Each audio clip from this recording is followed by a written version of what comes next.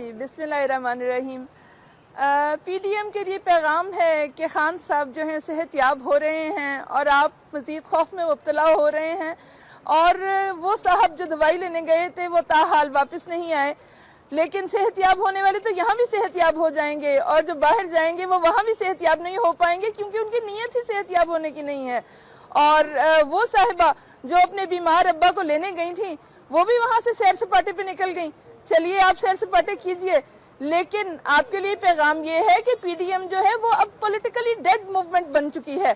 आपके लिए ये पैगाम जो है पाकिस्तान की माओं की जानिब से है कि खान साहब के साथ पाकिस्तान की माओं की दुआएं हैं, और पाकिस्तान के बच्चे जो हैं वो खान साहब के साथ खड़े हैं, पाकिस्तान की बहनें बेटियां सब खान साहब के साथ खड़ी हैं।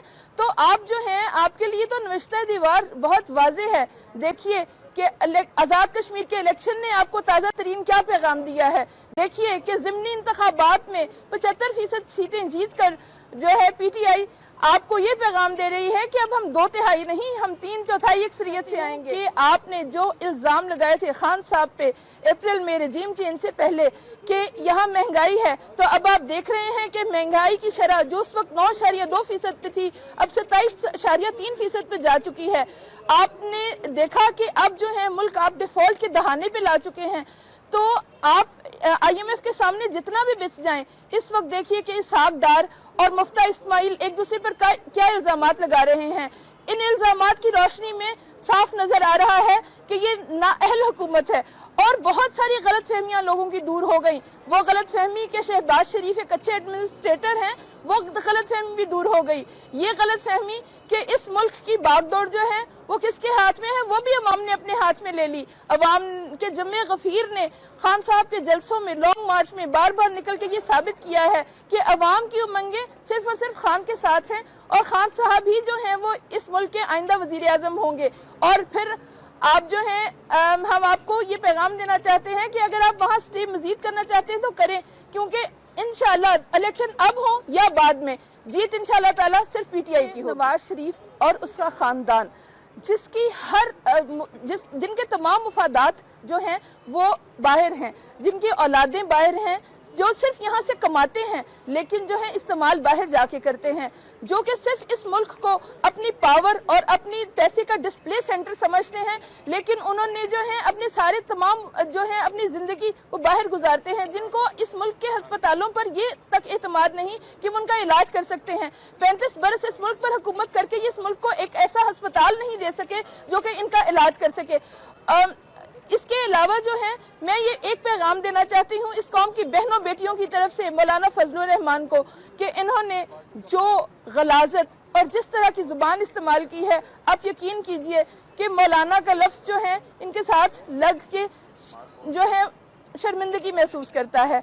आप ये देखिए कि जमीयत उलमाए इस्लाम, आप जमीयत उलमाए इस्लाम के एक रहनुमा कहलाने के काबिल हैं। आपने जो गुफ्तगू की है, क्या आप जो है आपकी माँ, आपकी बहन जो है वो इस गुफ्तगू को जो है वो अपने लिए सुन सकती है? क्या वो इसको बर्दाश्त कर सकती है? क्या आपको कभी याद आता है कि लोग कहते हैं कि बहनें बेटियां सांझी होती हैं? तो कभी आपने जो है ये महसूस किया कि आपकी माँ, आपकी बहन, आपकी बेटी जो है वो आपकी तरफ से ये अल्फाज सुन रही है?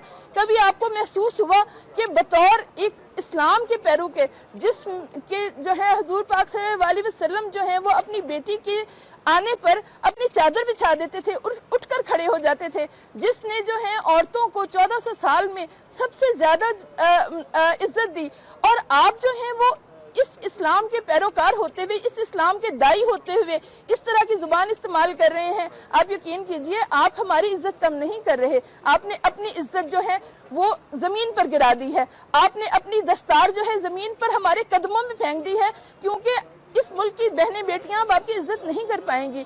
फजलुर रहमान साहब, ये जो है ये गलती जो है ये आप अपने लिए कर रहे हैं, ये अब मसाइल आप अपने लिए खड़े कर रहे हैं।